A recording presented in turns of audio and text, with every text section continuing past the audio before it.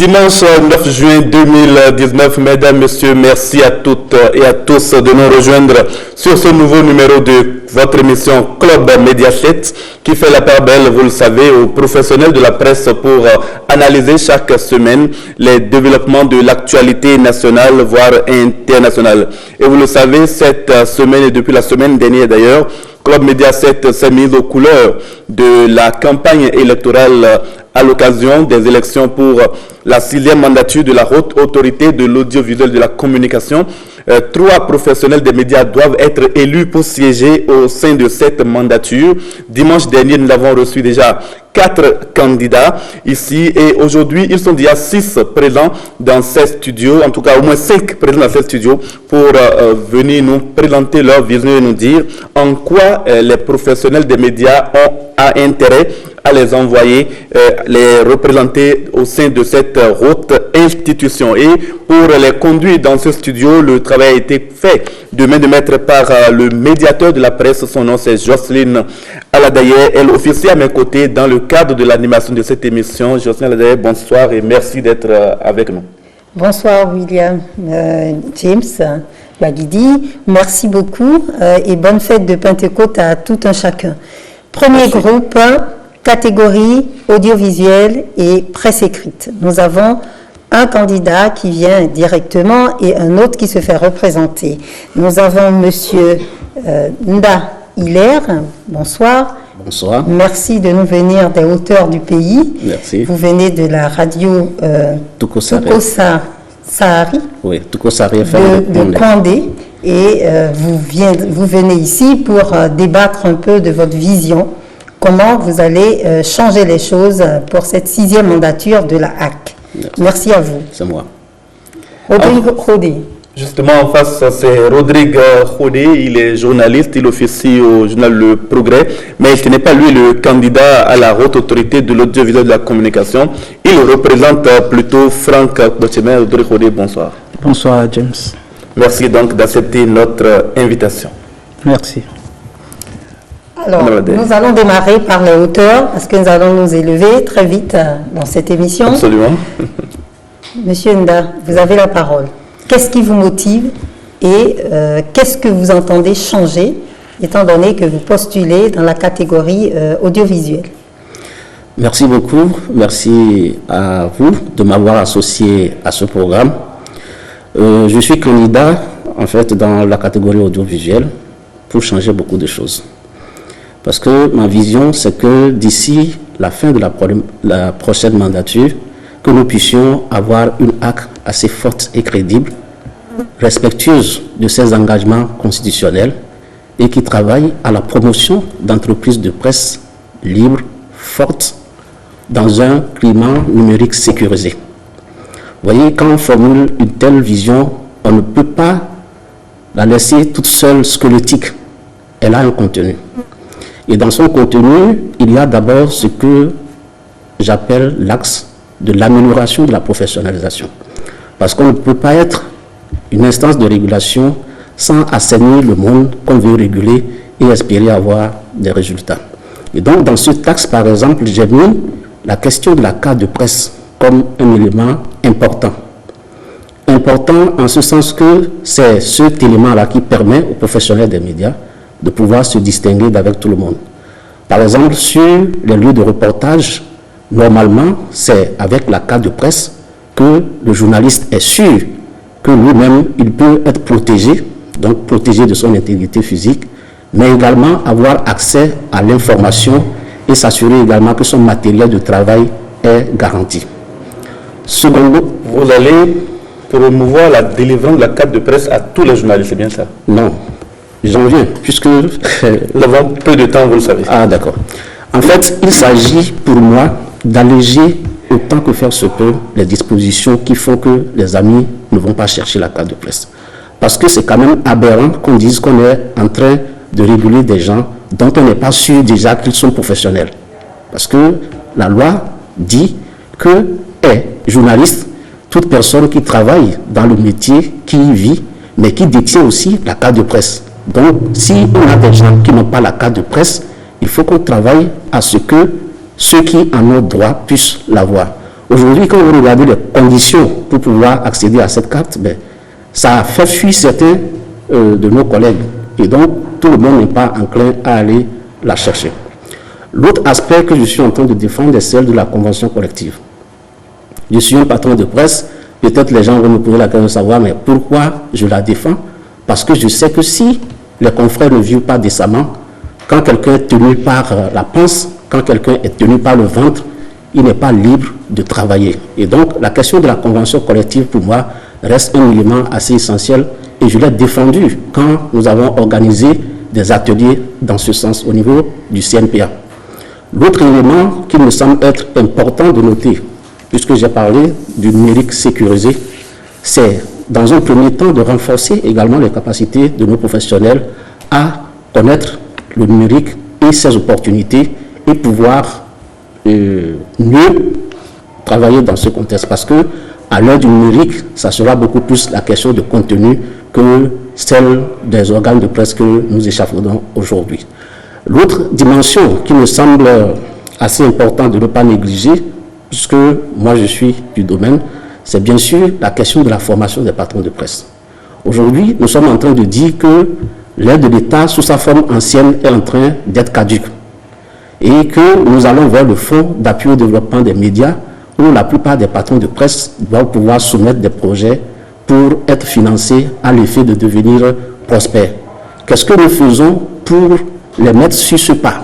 Il faut que nous réfléchissions à renforcer les patrons de presse pour qu'ils puissent être en mesure de pouvoir concevoir des documents de projet qui pourront être acceptés à l'heure donc du FADEM. Voilà autant d'éléments que je suis en train de mettre en place dans le cadre de cette vision. Merci Linda. En face de vous, il y a donc Rodrigue Rodé. Rodrigue, vous êtes représentant de Franck Potimer, votre candidat. Il est dans la catégorie presse écrite. Qu'est-ce qu'il défend comme vision, notamment pour les journalistes de presse écrite? Bon, ce n'est pas le candidat Franck Potimer que je représente ici qui m'a fait l'honneur de me désigner pour venir parler en son nom ici. Je suis d'autres fronts. Donc pour moi, le candidat Franck Potimer n'est pas d'abord, c'est vrai qu'il est candidat pour la catégorie presse écrite, mais dans ses fonctions, que je lui souhaite vivement s'il est élu, ce n'est pas pour travailler seulement pour la presse écrite, c'est pour travailler pour l'ensemble de la profession. Donc sa vision qui est en 4 points essentiellement, prend en compte l'ensemble de la profession. Le premier point est d'abord, parce qu'il s'agit aujourd'hui, vous n'êtes pas sans savoir qu'il y a entre les professionnels des médias et la HAC, je dirais la 5e mandature notamment, une certaine désaffection, un certain désamour. Il s'agira essentiellement pour démarrer la 6e mandature de réconcilier les professionnels des médias avec la HAC. Et pour ça, aujourd'hui, nous avons comme l'impression, malheureusement, que la HAC est beaucoup plus une institution de répression qu'une institution de protection. Pour le candidat Potimer, il s'agira quand c'est, je dirais, terre, et l'enverront comme conseiller aller les représenter à la HAC, avec l'adhésion de ses collègues conseillers, travailler à assurer, à garantir la liberté et la protection de la presse et des professionnels des médias. C'est essentiel. Parce qu'aujourd'hui, nous avons, comme je l'ai dit, malheureusement l'impression que la HAC est beaucoup plus dans un rôle de répression que dans un rôle de protection de la profession. Alors que ça devait être plutôt le contraire. On devrait se sentir protégé par l'institution régulatrice que d'être, qu'elle soit plutôt vue comme le gendarme qui fait peur. Le deuxième point, c'est sur le modèle économique des médias. Aujourd'hui, c'est vrai, je suis heureux d'avoir en face de moi un patron de presse. Nous avons pas l'impression que nos organes fonctionnent sans boussole. Il n'y a pas de modèle économique. Et ça, depuis plus de 20 ans, depuis plus de 2 décennies, il va falloir qu'on s'asseye pour penser avec l'aide de la prochaine mandature à poser les bases d'un modèle économique. Sous d'autres cieux, un organe de presse, un média, c'est d'abord une entreprise. Une entreprise, ça ne se gère pas comme une épicerie. Et en plus, aujourd'hui, nous sommes confrontés à de nouveaux défis, notamment le numérique. Donc, il va falloir, si nous voulons vraiment qu'il y ait une certaine pérennisation des organes qui sont actuellement en place, que ce soit de la presse écrite, que ce soit de l'audiovisuel, nous avons l'obligation de nous asseoir pour définir, pour mettre sur, je dirais, sur orbite, oui, des bases concrètes, des fondamentaux, si vous voulez, des fondamentaux pour un modèle économique. On ne peut pas continuer à voguer comme si nous travaillons dans des épiceries. Troisième élément. Le troisième élément, c'est, si vous voulez, ce que M. Ilenda a parlé de la carte de presse. Aujourd'hui, vous n'êtes pas sans savoir que la délivrance de la carte de presse par l'institution a un caractère électoraliste. On a comme l'impression que c'est quand nous sommes à la veille d'une élection que la RAC se met à l'œuvre pour délivrer la carte de presse. Ce qui ne devrait pas être le cas, parce que je peux aujourd'hui demander à avoir une carte de presse. Je ne peux pas attendre 3 ans, 4 ans pour demander une carte de presse, alors que je suis dans la profession. Ça pénalise les professionnels des médias. Donc il va falloir trouver le mécanisme pour que la délivrance de la carte de presse respecte une certaine périodicité. Si c'est trimestriellement, si c'est semestriellement, annuellement, pour moi, c'est déjà un peu trop. Et le candidat Franck Pochémé compte vraiment travailler de concert avec ses pairs conseillers sur cette question. Quatrième élément, maintenant. Quatrième, pour terminer dessus. Quatrième élément, pour terminer là-dessus, c'est en ce qui concerne la spécialisation. Le candidat Franck Pochémé en a fait pratiquement son cheval de bataille quand il était le président de l'Union des professionnels des médias, parce que pour lui, un journaliste qui, avec 10 ans d'ancienneté, 10 ans de terrain, devrait quand même pouvoir dire on va sortir un peu des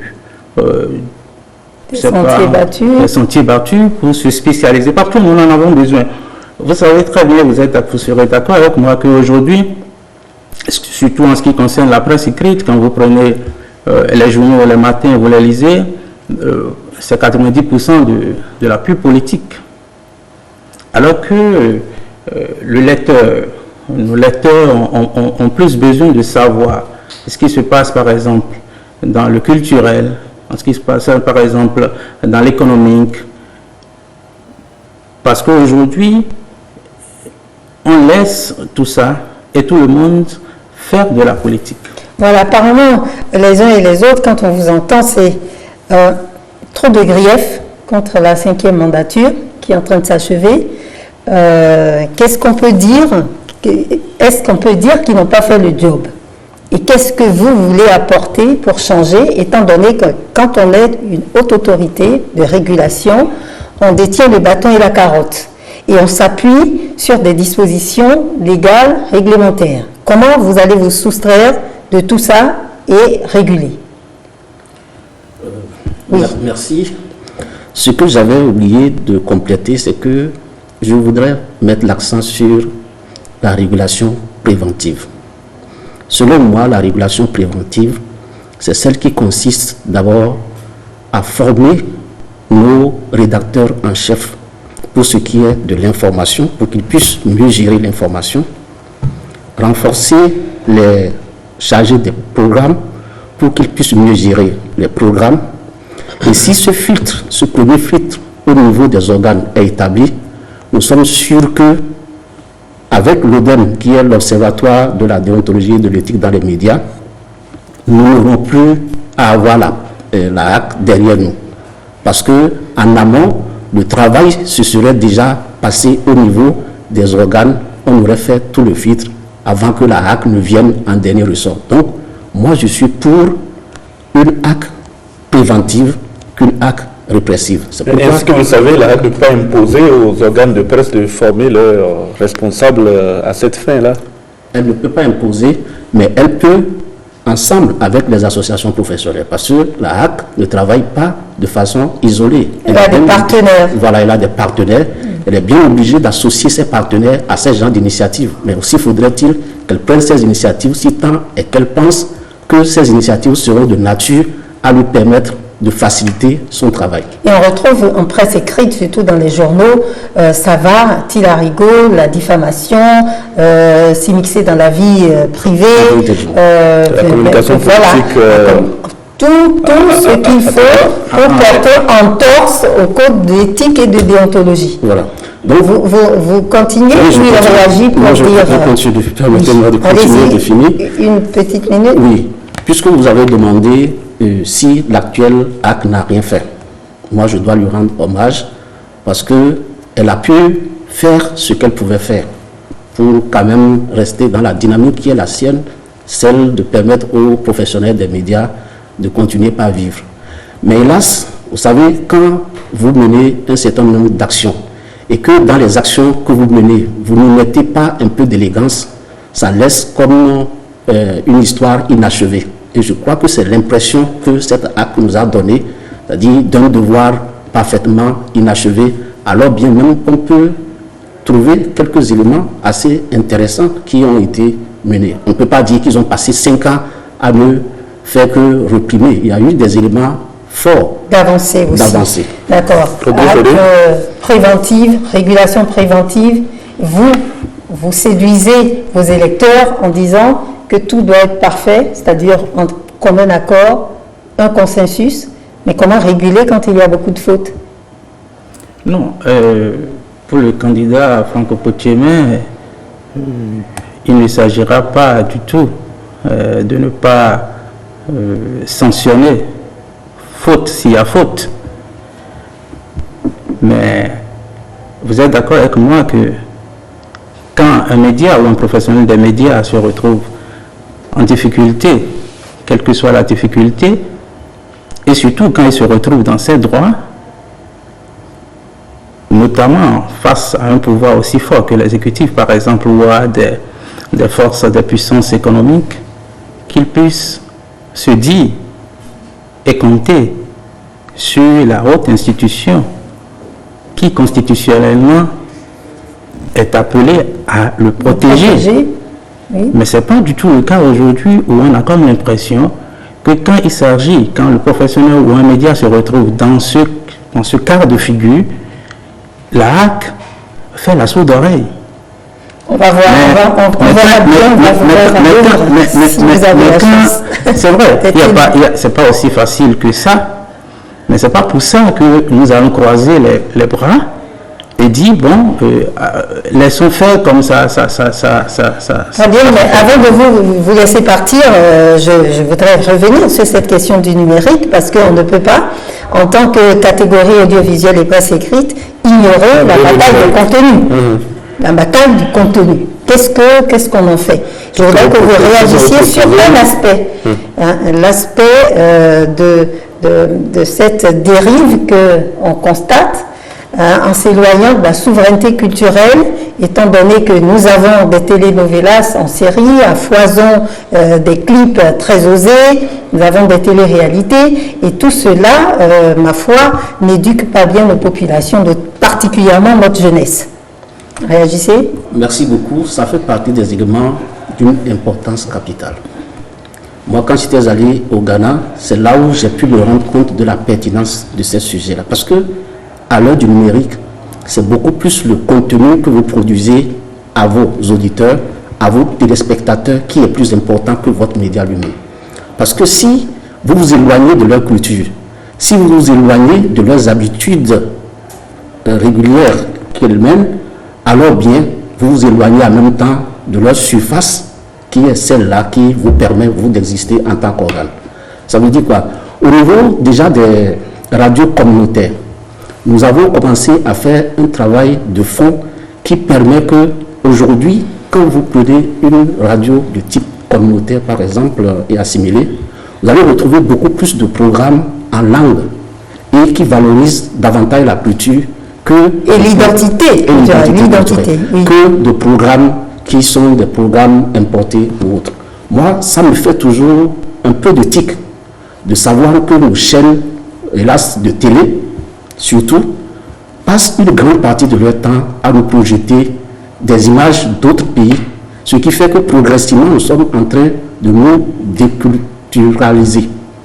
Il faut que la haute autorité, puisque c'est aussi de son devoir de protéger notamment les âmes sensibles comme les enfants et peut-être des personnes qui ont un certain nombre de mots qui ne permettent pas de supporter certaines choses, il faut que nous ayons à revoir ces genres de situations. Même quand on regarde aujourd'hui les images que parfois certaines chaînes projettent, des images horribles, sans donner la mention que cette image qui va venir sera de nature à heurter les sensibilités. Les violences. Les violences, etc. Voilà. Quel type de citoyens nous sommes en train de promouvoir en déclinant un certain nombre de programmes tels que ceux-là, par exemple. Donc, pour moi, il faut que nous travaillions par ailleurs à assainir également cette dimension pour que véritablement nous ayons notre identité, pas pour fuir l'identité des autres, puisque de toutes les façons, elle fait partie aussi de nous. Nous sommes dans un village planétaire mondial, tout est centralisé, c'est un grand village. Aujourd'hui, voilà, la bataille du numérique, qu'est-ce que Franck Potiemé nous propose pour ce mandat à la RAC? Ce que le candidat Franck Potiemé propose, c'est forcément pour revaloriser notre culture. Vous savez qu'actuellement, comme l'a dit Mme Aladaye, que nous avons perdu complètement la souveraineté culturelle. Nos enfants aujourd'hui vivent carrément la culture occidentale, ou la culture indienne, ou la culture brésilienne, mais rien de chez nous. Alors que la haute autorité a la possibilité, pour ne pas dire a le pouvoir, l'autorité nécessaire pour exiger des médias, je dirais, à leur imposer des quotas. Vous êtes d'accord avec moi? Ça commence par là. Mais il existe déjà. Il existe déjà, mais... Des aspects de quotas. Il existe déjà, mais dans l'ensemble, sauf erreur de ma part, et je suis en face d'un patron de presse, c'est pas respecté. Comment vous allez le faire respecter? On le fera respecter en appliquant tout simplement les tests. Donc vous êtes pour les tests et les sanctions pour ceux qui passent outre. Évidemment. Merci donc à vous, Rodrigue Khodé. Vous êtes le représentant de Franck Potiemé, candidat à la haute autorité de l'audiovisuel de la communication, 6e mandature, catégorie presse écrite. Quand il sera là, vous l'avez dit, il sera là pour tous les professionnels et non pas seulement pour la presse écrite. En face de vous, c'est Ilenda qui est candidat dans la catégorie audiovisuelle. Vous avez ainsi donc décliné vos visions respectives. Merci d'avoir pris part à cette émission. Nous allons lancer le deuxième panel tout de suite pour recevoir d'autres candidats à la haute autorité de l'audiovisuel et de la communication.